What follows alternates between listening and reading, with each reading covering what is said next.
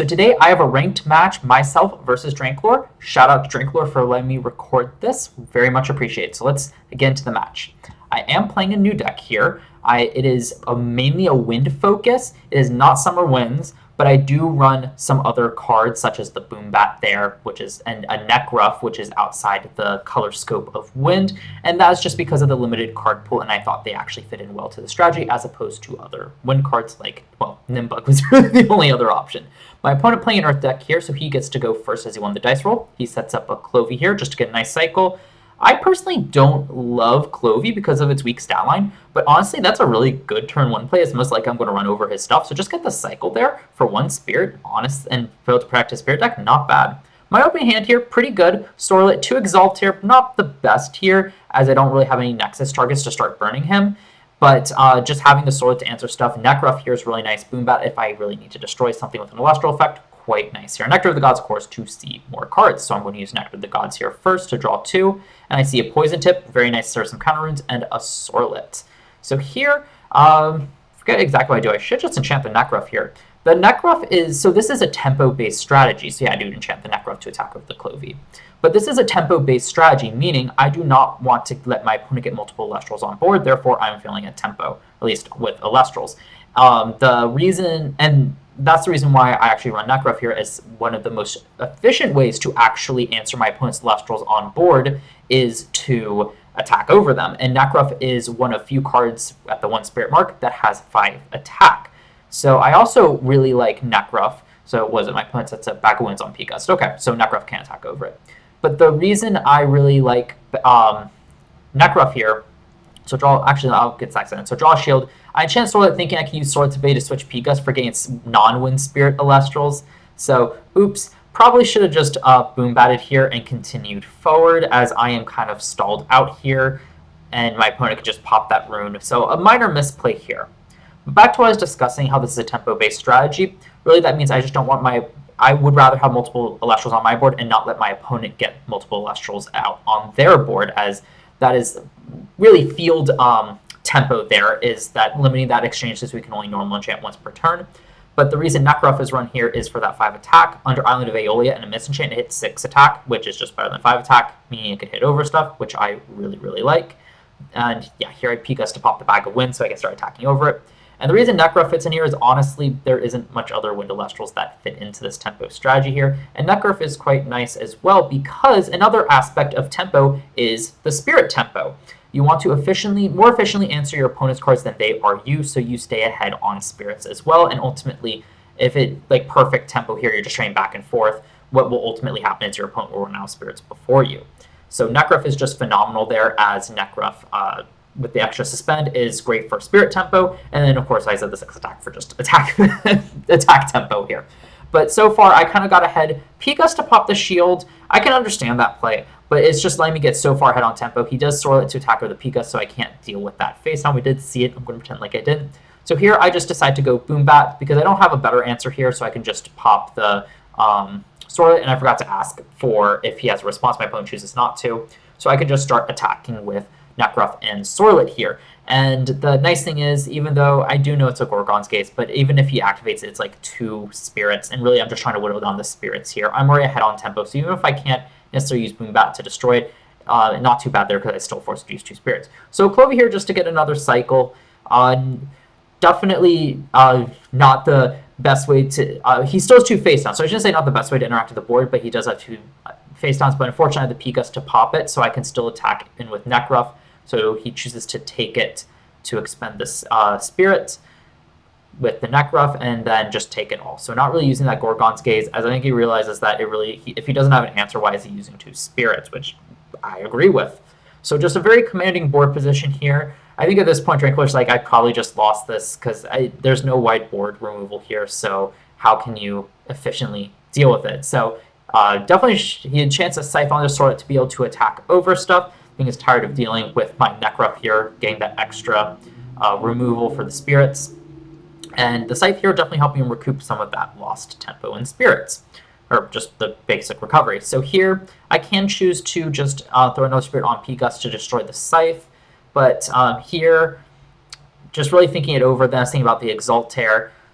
as well. I forget, so I do go for the Exalter. I forget how many spirits I had, but it was like low enough that this play made a lot of sense here. So I can start burning him for more. I forget how many. Hopefully we'll see. So he does Poison Tip Arrow the Exalter, sending it to 2 attack here. But that doesn't stop me from what I need to. Honestly, it's just another spirit. So I Nexus from Exalter anyway, burn out the 2 spirits, and that's pretty much game there. So just a really powerful way to kind of close it out there. Instead of trying to actually attack for game, instead I just use Exalter for what's intended to. When my opponent's low, just burn the rest of those spirits to kind of hit over the top if need be, and not necessarily need to answer their board. So just a really great way to close out the games there. So for the sideboard, he's playing Earth. So I'm debating whether or not I want to run anything in my side deck. I run a very special side deck. I'll kind of discuss that later on in the thought process behind it. But really what I'm looking at here is possibly running Earthquakes and maybe the Tectoros. But here I just decide to keep my deck as is because it worked as intended. So I see no reason to side.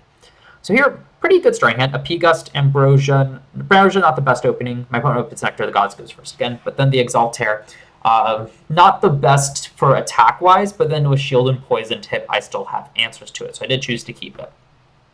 So my opponent chooses to enchant a Rummagem in defense. I do agree with that, as is a lot hard to attack over defense Celestial since you have to be greater than them, their defense. So he can just search out whatever Earth he wants. So that's really, really powerful, setting him up for next turn he grabs a Tectoros, which definitely will be interesting to try to deal with. So I get the Carrion. Unfortunately, I do run the 1 Carrion because I can search off Aeolus if it ever comes up. Here, though, don't love it. I literally have no way to deal with this Rummagem here, which kind of stinks. So drawing into like a Sorlet or even a Nekrof would have been much preferred here, but not what I got. So just run with it. So I throw it in defense and just bet on using these counter runes. I choose not to use one on the Equal Links because he would just pop the other one, and I feel like I need to save them for the Tectoros here. So I choose to 3 enchant Demeter here. In hindsight, probably should have just addressed the Equal Links so it couldn't continue to pop the runes. This is the big mistake I made here. So Poison Tip, not terrible to get popped here, but here I just kind of have to debate, do I want to use Shield? So he does attack over the Carrion with the Equal Links, and I do just choose the Shield here anyway.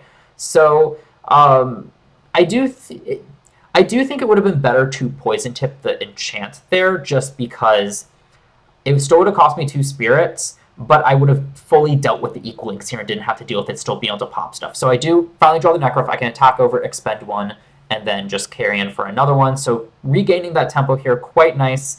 Didn't really lose too much there, thankfully, to those 2 counter runes. And now that I have no runes, I mean, the Equal Link still doesn't do much, but it could come back to haunt me anyway. So I don't think it's explicitly wrong, but I do think now knowing that he just has the Equal Links in hand and can deal with any disruption really hurts my chances against Tectoros. So I should have just dealt with the Equal Links when I could. So here my opponent does throw down another Rummagem, equips it with a Scythe to be able to answer my Nekrof here.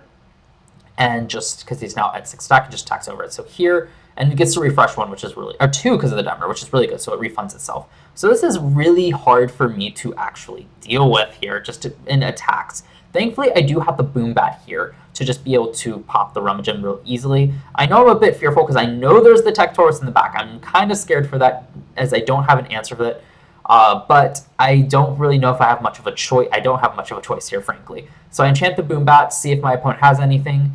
And yep, he doesn't have anything, so I'm able to Boom Bat the the Rummagem here. So this is why I like Boom Bat, as it is an efficient way to deal with it. Sure, I give up my normal enchant, and it doesn't necessarily progress me in tempo, but it makes sure it doesn't fall behind, so it does exactly what I need it to here. So my opponent uses another Nectar of the Gods to draw 2, again, just taking advantage of that card advantage. I would really like to see a Nectar of the Gods here just to see more options. So let's see, I know my opponent has a Tectoros, which could deal with the Carrion, and Carrion's really not doing much here. It's just a weak 3 attacker. My opponent sets up his Stadium, Floy Forest, really powerful here as well, just to power up his Earth Elestrals even more. Pretty much his Earth Elestrals is going to be attacking for a ton. And he throws out the Sprouter here, as it does hit over and he can grab another Scythe, which makes that Tectoros he's sitting on even scarier. I mean, he can keep refreshing spirits, make Tectoros huge with that combo. So let's see. Don't remember my opponent straight up just Scythes. I think he does, and he chooses to use one of the spirits from the Demeter, which I think is a smart move here, as he's not really looking to out-attack me, as he has plenty of that anyway. So I really like this play by my opponent, also being able to refund 2 spirits. Instead of it just refunding Scythe's cost, he really is just netting back 1 recovery to his spirit deck. So looking very scary here. I'm not in a very good position here, but Sorlet doesn't really help out either. So my best bet here is probably just P-Gust, get rid of the Scythe, which I think is what I do. I'm not too worried about that face down there since he hasn't been using it, and I really just feel like I need to get that Scythe off the board so I can answer the Sprouter with like a Sorlet. But also that way Scythe can't keep recurring cards, as that way I am failing in tempo. Since I can't keep on tempo on board, I can't fall behind in tempo on spirits, and Scythe will cause that. So Mudo does get another set one. He can still attack over the P-Gust, and my opponent finally throws out, I think it would be his big guns here. Yep, the Tectoros. So that Tectoros is sitting at 4, 5, 6, 7, 8 attack. Real scary there, honestly. So I do have to expend one from the Sprouter attack. Resting on your laurels is huge here to help me recover. Unfortunately, he does get to choose, but it's better than nothing. So he does choose to destroy the Sprouter, as it is the weaker of the two. And, I mean, understandably so. But just that way, just being able to get rid of it so I don't have to take more spirit damage is preferred here. So I do enchant Sorlet here, as it is an out to Tectoros. I can switch to defense, and I really don't have any other options here either to answer it. So even though he does have a fresh face down, what else can I really do there, unfortunately? So unfortunately, he does have the poison tip arrow, meaning I don't actually use Sorlet's effect because, well, Tectoros is at 3 defense with the full life, so I just pass here. And he chooses not to expend with the poison tip, which again is correct since he can attack over it. Well, I shouldn't say that. He might be able to finish me a bit faster that way, but at the same time, since he's a bit worried about my Exaltair burning him down, I can understand not wanting to use the spirits unless he has to when he can attack over and still chip me down for 1. So he throws out the Equal Links here, finally back on board, and attacks over the Sorlet here. So this is a bit scary, as I cannot touch either of these with the Exaltair, so my top deck matters a lot. Island of Aeolia actually does quite a bit here, as it allows my Exaltair to actually hit over. It gets rid of the Floy Force and actually lets me hit over the Equal Links here. The problem is then the Tectoros can still attack over my Exaltair, so that's a bit iffy here. And here I'm just kind of baiting out. My opponent has 3 spirits left. And here's where I do something that's admittedly a bit mean, knowing that my opponent's a bit new to the game. So I expend 1 to draw, because I am sitting at a lot higher spirits. My opponent's been using more spirits than me despite his recovery. So my thought process here is just pass, let my opponent try to use more spirits, and then I could put him in the kill range with Exaltair, was my plan here.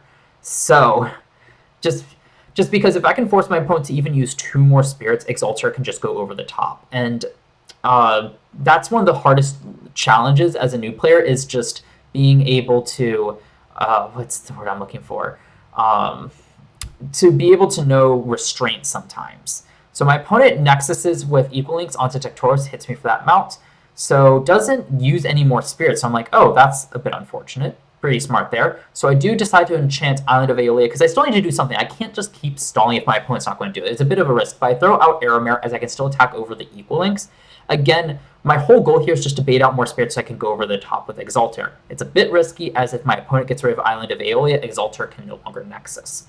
And he can definitely attack over my Aramare, but it's my best bet here. And he's at such low spirits, even a counter rune on the Aramare will set me up perfectly, as I'm not too worried about being hit over the top by it. So my opponent does Gorgon's Gaze, slowing me down, and that's what I needed to see here. As long as my Island of Aeolia can survive until next turn, I can win it here, assuming he doesn't have his own Ambrosia as well. So that's like the only caveat, is the Ambrosia here. But I am so far behind on tempo on board that Spirits is my best bet here. So I kind of fully commit to the strategy, hoping it will pay off.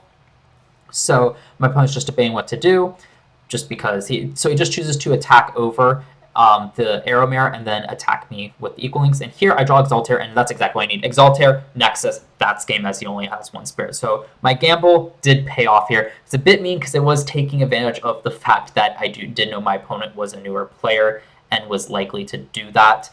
But at the same time, I think it is a good lesson to learn, and really showcases that in this game, there are multiple ways to win. It isn't just your presence on board. Like, you do need to be careful about overcommitting to things.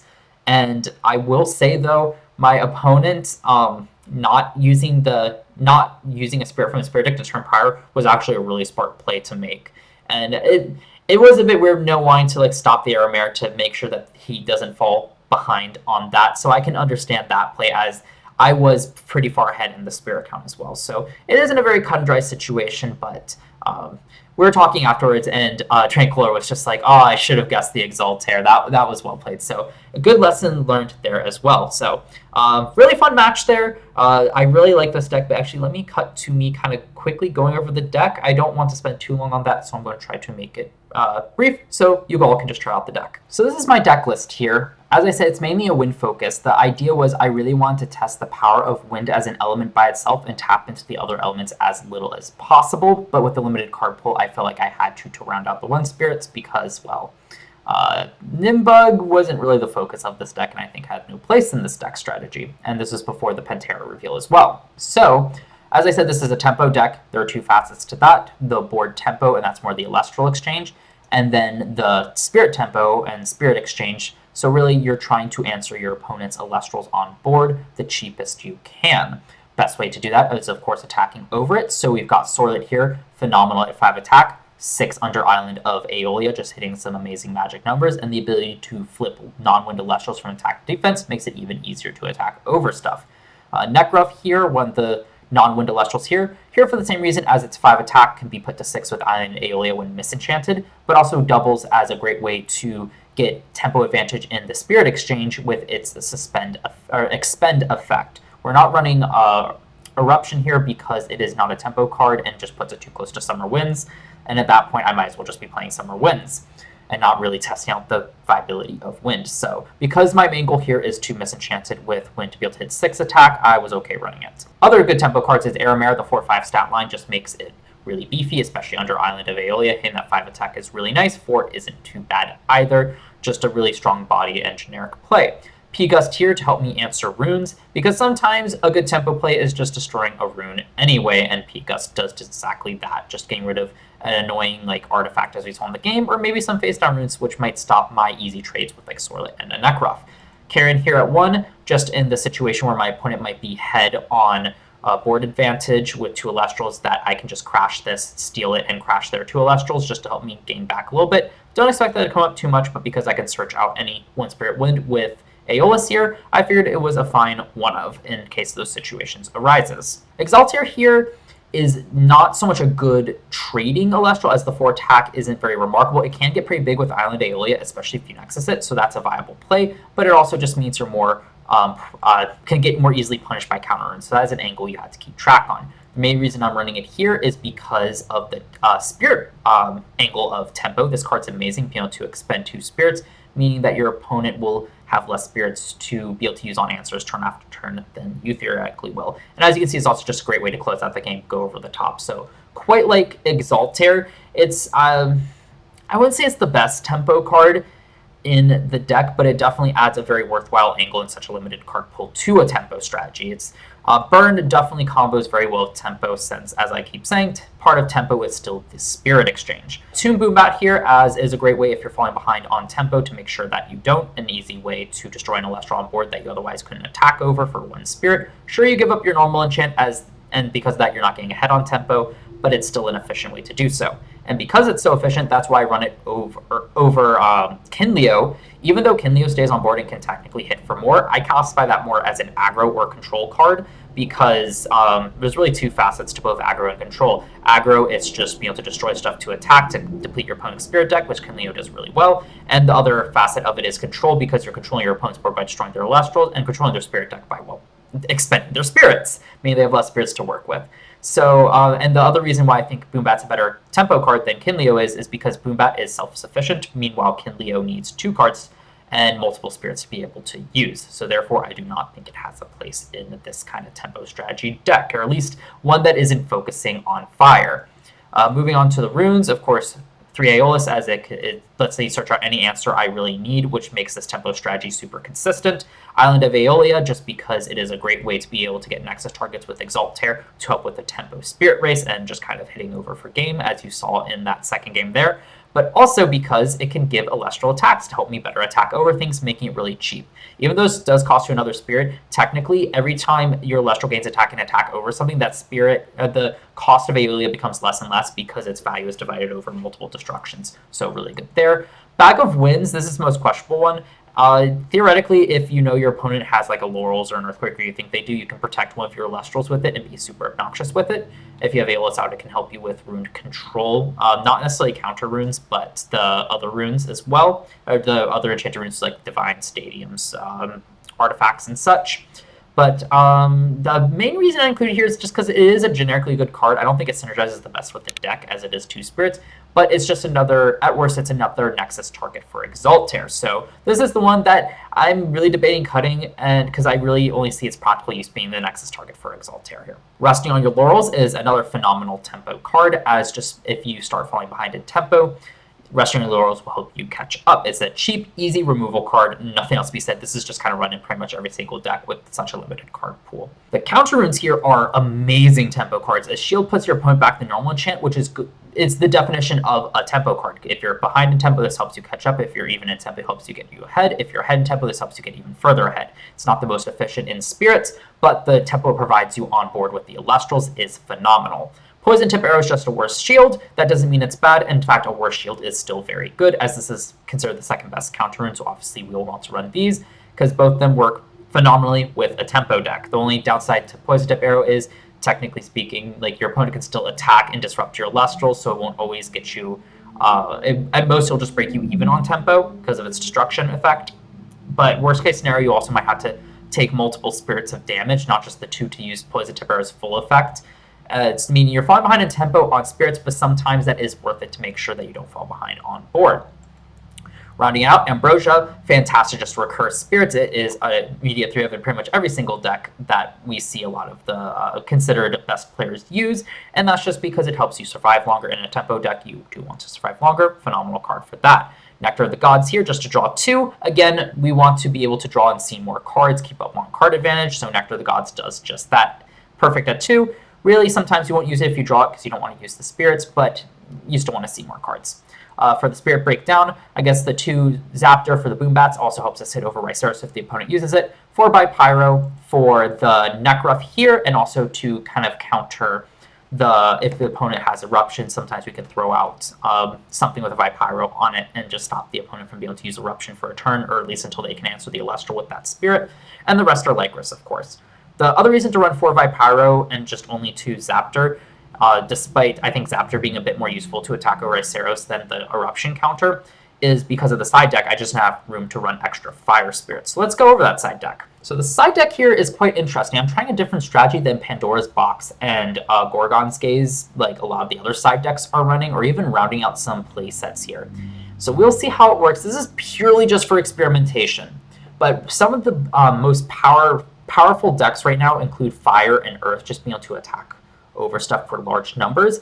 And I feel like these cards in the side are very interesting to kind of deal with them. As in a tempo deck, you want efficient answers. Well, it turns out if we can use my opponent's spirits against them using Volcarians and Tectoros, these can lead to very efficient answers to attack over their own stuff, or even just crash into their own Volcarians and Tectoros if we don't have the removal for it. So that's kind of the idea behind it. If I'm against Fire, Volcaries here. If they have like their Volcanic Forge out, their Hephaestus, I can just use all those spirits to make Volcarians attack over anything else but a Volcaries, and maybe some Ascension Elestrals. But that's the idea. Same thing for Tectoros, but with Earth. So that's why I like these two. I run 4 Earth Spirits for the Tectoros, and that's why I keep the Fire Spirits in the main deck, because the Fire does have counter for Eruption if I'm against it, as opposed to Earth, which really doesn't have any applicable use in the main deck to counter anything. Finally, I run 2 Earthquake here, just for some extra removal if need be. It's a bit more expensive than Resting on Your Laurels, but they can be used at any point in the game to help with tempo. So I feel like Resting on Your Laurels is best for more efficiency, hence why I run it. And also because I'm already running Nekruff and Boombat, so I didn't want to try to mix in Earth Spirits in right away. But if I really feel like I need the extra removal, it's just nice to have this in the side deck to side into with the Terratluses as well. But that is my wind-focused deck. I think it's definitely not as good as Summer Winds, as Summer Winds can just burn you faster, but it's really nice to kind of see the potential that Wind as a deck itself has. And it's been a lot of fun to use, and I definitely think it's one of the most powerful ones, but that's just because Aeolus is insane to search out any answer you need. I hope you all enjoyed this video. Definitely let me know if you have questions, suggestions for the deck list down in the description below. If there's anything that you would like me to clarify about this, also let me know. I definitely plan on testing this deck more and uploading more gameplay footage on it, so look forward to that. And as I have been doing my videos, make sure to follow me on Twitter for updates about when I'll go live opening the Vanguard case, my content on the Elestrals team tour that is still going on, and just my general upload schedule, as I don't know if this will come out before my update video, but I just had a good update video discussing my upload schedule, and you'll want to follow me on Twitter to get a good idea on my upload schedule pretty much. So with all that being said, though, look forward to more content coming out real soon.